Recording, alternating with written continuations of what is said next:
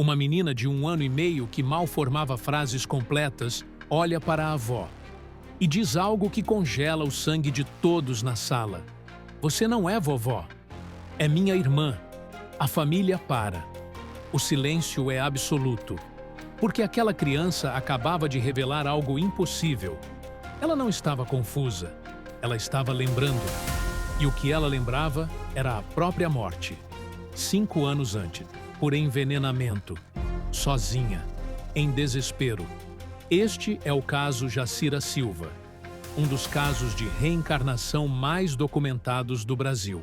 Investigado por Hernani Guimarães Andrade, fundador do Instituto Brasileiro de Pesquisas Psicobiofísicas. Uma história onde a ciência, a dor e o impossível se encontram. E onde uma criança carrega memórias que não deveria ter. Brasil. Final dos anos 60. Uma família comum vive sua rotina tranquila em uma pequena cidade do interior paulista. A casa é simples, paredes brancas, cheiro de café coado pela manhã, crianças correndo pelo quintal, conversas na varanda ao entardecer. Uma família unida, trabalhadora, de fé. Mas há uma sombra que paira sobre aquela casa. Uma dor que ninguém menciona em voz alta, porque há 5 anos algo terrível aconteceu.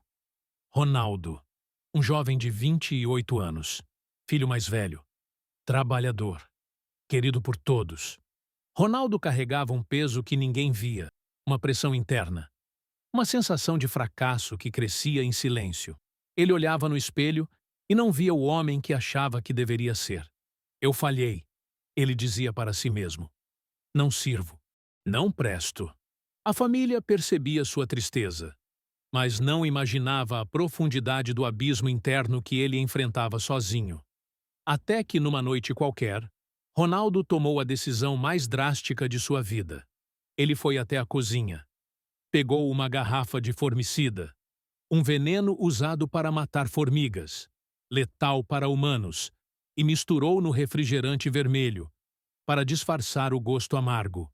Ele sabia o que estava fazendo. Sabia que não havia volta. Ronaldo bebeu.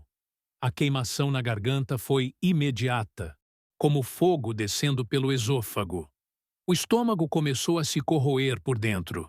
Ele caiu no chão, sozinho na cozinha escura. As dores eram insuportáveis, a garganta em chamas, o estômago sendo devorado de dentro para fora. Ronaldo gritou, mas ninguém o ouviu a tempo. Quando encontraram seu corpo, já era tarde demais. A família ficou destroçada. A mãe de Ronaldo entrou em depressão profunda. Passava horas olhando para as roupas dele no armário, cheirando suas camisas, chorando em silêncio. A irmã de Ronaldo, em especial, nunca se recuperou totalmente. Ela se culpava. Eu deveria ter percebido. Deveria ter conversado mais com ele. Os meses se arrastaram pesados. A dor não passava. A ausência de Ronaldo era um buraco na alma daquela família. Mas algo extraordinário aconteceria 5 anos depois. Algo que ninguém, nem nos sonhos mais impossíveis, poderia imaginar. 5 anos após a morte de Ronaldo, a família buscou consolo na fé, no espiritismo. Eles começaram a frequentar um centro espírita na cidade vizinha. Buscavam paz, respostas, algum sinal de que Ronaldo estava bem, onde quer que estivesse. E foi durante uma sessão mediúnica que o impossível aconteceu. A sala estava em silêncio, velas acesas. O médium, um senhor de cabelos brancos, entrou em transe. Sua respiração mudou. Seus ombros caíram. E então ele começou a falar. Mas não era a voz dele. Era a voz de Ronaldo. Estou aqui. A mãe de Ronaldo levou a mão à boca. Reconheceu imediatamente o jeito de falar do filho. O tom. A cadência. O médium continuou, com a voz de Ronaldo. Mãe, sinto dores terríveis. A garganta queima. O estômago. Não consigo me livrar dessas dores. Lágrimas escorriam pelo rosto da mulher. Eu falhei como homem. Eu sei disso agora. Mas quero uma segunda chance. E então Ronaldo, através do médium, virou-se para o cunhado, o marido de sua irmã. Posso voltar? Como filho de vocês. A sala ficou em silêncio absoluto. O cunhado, atônito, balbuciou. Ronaldo, minha esposa está na menopausa. Ela tem quase 50 anos. Os médicos disseram que não há mais chance. Ela não pode ter filhos. O espírito de Ronaldo apenas sorriu através do médium. Vou voltar. Vocês vão ver. E a comunicação se encerrou. O médium voltou a si, sem lembrar de nada. A família saiu daquela sessão atordoada, confusa, esperançosa e cética ao mesmo tempo. Será que era verdade? Será que Ronaldo realmente voltaria? Mas o que aconteceu depois surpreendeu até os mais céticos. 9 meses depois daquela comunicação mediúnica, a irmã de Ronaldo começou a sentir náuseas, enjoos matinais, cansaço, seios sensíveis. Ela ignorou os sintomas por semanas. É impossível, pensava. Estou na menopausa há anos. Mas os sintomas continuaram. E pioraram. Finalmente, ela foi ao médico. O médico fez o exame de toque, pediu exames de sangue e voltou com uma expressão incrédula. Senhora, a senhora está grávida. Ela não acreditou. Isso é impossível, doutor. Eu não posso mais ter filhos. O médico mostrou os exames. Mas está 4 meses. É um milagre médico. A notícia espalhou-se pela família como um raio. A mãe de Ronaldo caiu de joelhos. É ele. É meu filho voltando. Os 9 meses de gestação foram tranquilos. O bebê era saudável, forte. E no dia do parto, nasceu uma menina, Jacira. Desde o primeiro momento, algo parecia familiar naquela criança. A avó, que fora mãe de Ronaldo, pegou a bebê no colo e, sem pensar, sem saber porquê, sussurrou em italiano. Amore mio. Era o que ela costumava chamar Ronaldo quando ele era pequeno. A bebê abriu os olhos e sorriu, como se entendesse. Nos meses seguintes, Jacira cresceu de forma impressionante. Aos 6 meses, já sentava sozinha. Aos 9, já ensaiava as primeiras palavras. E aos 11 meses, algo extraordinário aconteceu. Jacira começou a falar frases completas, não palavras soltas como mamã ou papá, frases inteiras. Quero água. Vou lá fora. Cadê a vovó? Os pais ficaram surpresos, mas acharam que era apenas um desenvolvimento precoce. Até que aos 18 meses, Jacira disse algo que mudaria tudo. Era uma tarde comum. A família reunida na sala. A televisão ligada. Crianças brincando. Jacira estava no chão com alguns brinquedos quando de repente parou. Ela olhou para a avó, que estava sentada no sofá, e disse com voz clara e firme: Vovó, por que eu tenho que te chamar assim? A gente é irmão. O silêncio foi instantâneo e absoluto. Todas as conversas pararam. Todos os olhares se voltaram para a menina. A avó, confusa, tentou corrigir com carinho. Jacira, meu amor, eu sou sua avó, sua vovó. E sua mãe ali é minha filha. Jacira balançou a cabeça com firmeza. Não, você é minha mãe. E ela, apontando para a própria mãe, é minha irmã. A avó sentiu o sangue gelar. Porque naquele momento, ela entendeu. Jacira não estava confusa sobre os laços familiares. Ela estava lembrando de quando era Ronaldo. A partir daquele dia, as revelações começaram a se multiplicar. Jacira falava constantemente sobre lugares que nunca tinha visitado, pessoas que nunca tinha conhecido, objetos que pertenciam a Ronaldo, e o mais perturbador, ela se referia a si mesma no masculino quando falava do passado. Quando eu era Ronaldo, eu tinha uma bicicleta azul. Eu trabalhava na oficina, consertava motores. Eu gostava de pescar no rio aos domingos. Tudo correto. Tudo verificável. Os pais de Jacira, embora espíritas, ficaram perturbados. Como lidar com aquilo? Decidiram testar a menina.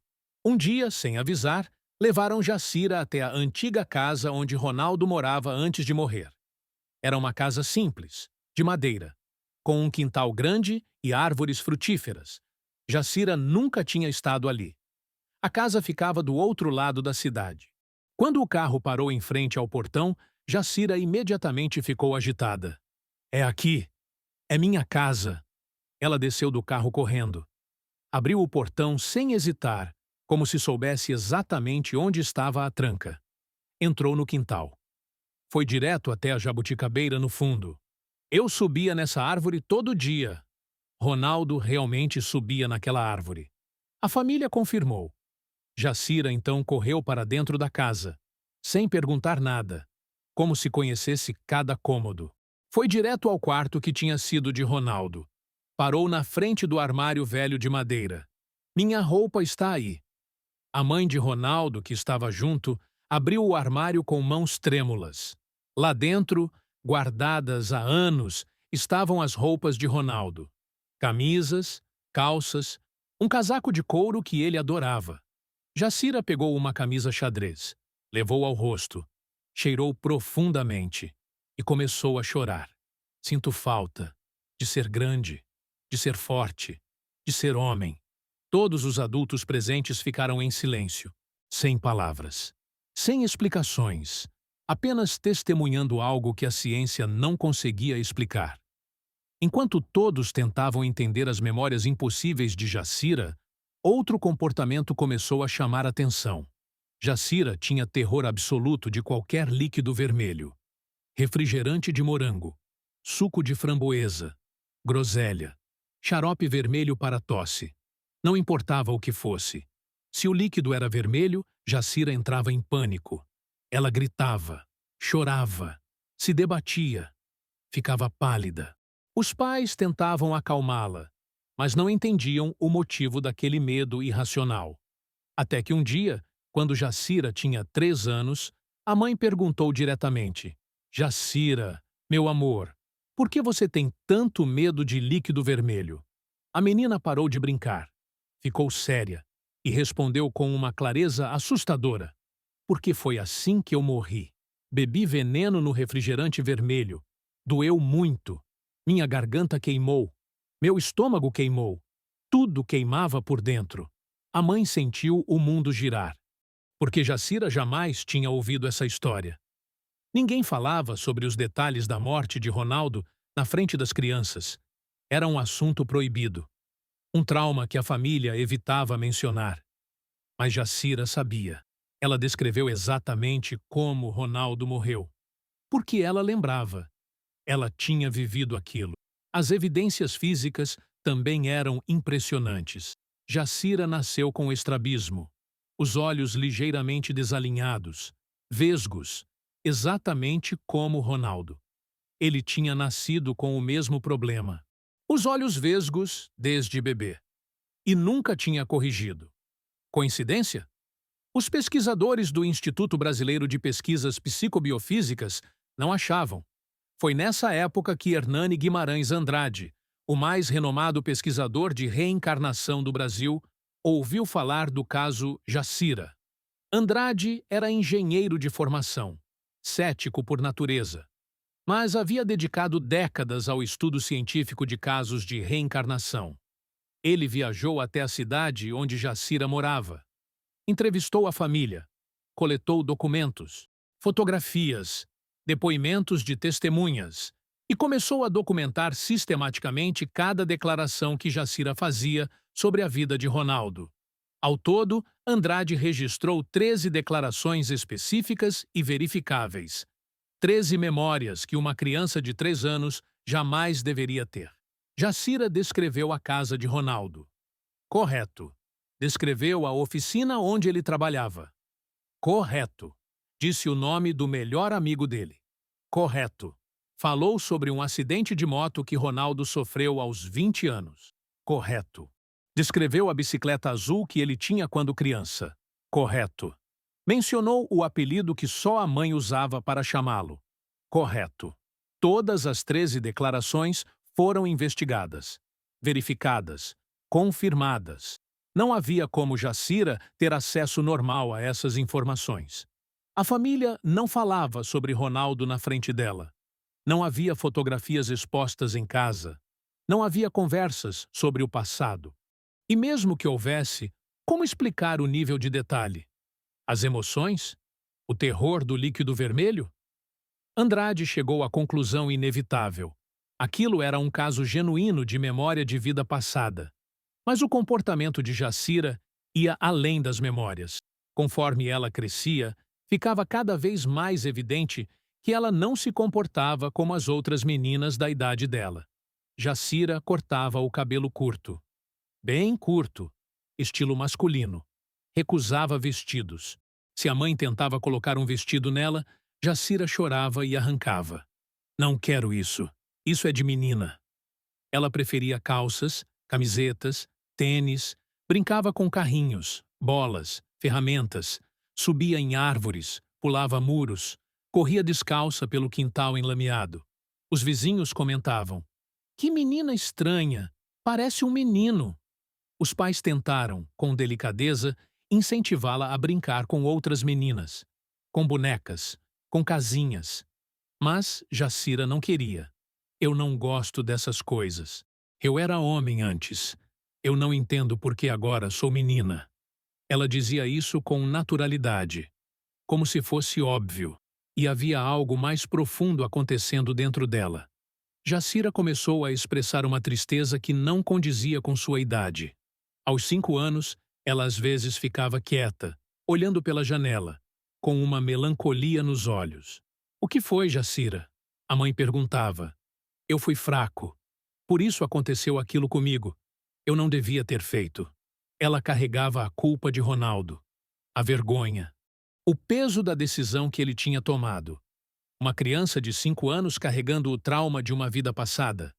Os pais não sabiam como ajudá-la. Como explicar para uma criança que ela não era responsável por algo que aconteceu antes de ela nascer? Mas então, algo extraordinário começou a acontecer. Conforme Jacira amadurecia, algo dentro dela começou a mudar. Aos 7, 8 anos, ela já não falava mais sobre Ronaldo na primeira pessoa. Ela começou a se distanciar, a falar dele em terceira pessoa. Ronaldo não deveria ter feito aquilo. Foi errado. Ele estava sofrendo, mas tinha outras saídas. Era como se ela estivesse processando, compreendendo, amadurecendo não apenas como Jacira, mas como alma. E aos 10 anos, algo notável aconteceu. Jacira começou a falar publicamente contra decisões extremas em momentos de desespero. Na escola, quando soube que um colega estava triste e deprimido, ela foi até ele. "Olha, eu sei que às vezes a vida dói muito, mas você não pode desistir. A vida é preciosa. Sempre há uma saída. Com amigos, com primos, com qualquer pessoa que demonstrasse sinais de tristeza profunda." Jacira se tornou uma defensora feroz da vida. Não importa o quanto doa. A gente tem que continuar. Sempre há outra chance. Era como se Ronaldo tivesse voltado não apenas para viver de novo, mas para corrigir o erro, para aprender, para crescer e para ensinar aos outros que a fraqueza de um momento não define uma alma para sempre. Naquele momento, todos os que conheciam a história de Jacira compreenderam. Aquilo não era apenas um caso de reencarnação. Era um caso de redenção. Hernani Guimarães Andrade ficou fascinado com a evolução do caso Jacira. Ele a acompanhou durante anos, documentou cada fase, cada mudança, e chegou a uma conclusão científica sólida. Este era um dos casos mais impressionantes de memória de vida passada já documentados no Brasil. Andrade escreveu em seus relatórios: "Não há fraude. Não há possibilidade de acesso normal às informações. As memórias são detalhadas, verificáveis e emocionalmente consistentes. As evidências físicas, o estrabismo, a fobia de líquidos vermelhos são inegáveis. Este caso representa uma das mais fortes evidências científicas de que a consciência sobrevive à morte física e pode reencarnar." Andrade incluiu o caso Jacira em seu livro Reencarnação no Brasil, publicado em 1988. O livro trouxe 8 casos brasileiros cuidadosamente investigados, e Jacira era um dos mais completos. O caso ganhou repercussão internacional. Pesquisadores do mundo todo entraram em contato. Universidades pediram acesso aos documentos. E até hoje, décadas depois, o caso Jacira Silva é citado em estudos acadêmicos como um dos exemplos mais sólidos de reencarnação com memória intacta. Mas o que este caso realmente nos diz? Que memórias atravessam a morte? Que traumas físicos e emocionais se carregam de uma vida para outra? Que a alma busca oportunidades de redenção? Ou que existe algo muito maior do que imaginamos operando nos bastidores da existência? Jacira Silva cresceu. Tornou-se adolescente. Depois, adulta. As memórias de Ronaldo foram gradualmente desaparecendo. Não completamente, mas ficando mais distantes, como sonhos antigos. Aos 20 anos, Jacira já não se lembrava de muitos detalhes. Mas o essencial permanecia. Ela ainda não bebia líquidos vermelhos. O medo continuava lá, enraizado. Ela ainda tinha comportamentos mais masculinos do que a maioria das mulheres. Mas havia encontrado um equilíbrio, uma paz. Jacira estudou, trabalhou, formou-se, construiu uma vida. Tornou-se uma mulher equilibrada, bem-sucedida, gentil, e sempre que alguém ao seu redor demonstrava sinais de desespero profundo, ela estava lá. Com palavras de encorajamento, com empatia, com a sabedoria de quem já viveu nas profundezas da dor. A vida vale a pena, sempre. Eu sei. Ela carrega as memórias de Ronaldo não mais como um fardo, mas como uma lição, uma missão, um propósito. Ela aprendeu que a fraqueza não é o fim, que o erro pode ser corrigido, que a alma pode evoluir através da dor, e que a vida, por mais dolorosa que seja em certos momentos, sempre merece uma segunda chance. Porque Ronaldo voltou, não como homem, mas como uma menina que trouxe consigo não apenas as memórias do sofrimento, mas também a sabedoria da superação. Anos se passaram desde que Jacira, aos 18 meses, olhou para a avó e disse pela primeira vez: "Você não é vovó, é minha irmã." A avó que ouviu aquelas palavras impossíveis já não está mais aqui.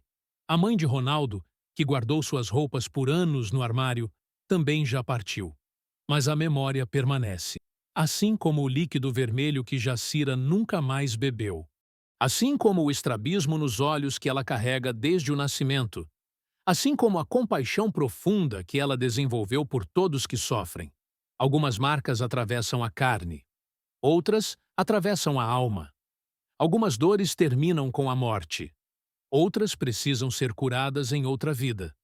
Mas todas nos ensinam algo fundamental: que a vida é muito maior do que imaginamos, que a consciência não termina quando o corpo morre, que existe propósito mesmo no sofrimento, e que talvez, só talvez, ninguém realmente morre. Nós apenas recomeçamos, com outras faces, outros corpos, outras oportunidades, mas com a mesma alma, a mesma essência, e com a eterna possibilidade de aprender, crescer, evoluir, de transformar a dor em sabedoria, o erro em redenção e a morte em renascimento. Este é o caso Jacira Silva. Um caso que desafia a ciência, que provoca a razão, que emociona o coração e que nos lembra de algo que talvez tenhamos esquecido, que somos muito mais do que este corpo, muito mais do que esta vida. Somos almas eternas, viajando através do tempo, aprendendo, crescendo e sempre, sempre recomeçando. E você já viveu algo impossível assim? Conhece alguém com memórias que não deveria ter? Divide nos comentários. Obrigado por assistir. Fique agora com nossa playlist com mais casos brasileiros documentados. Até o próximo vídeo.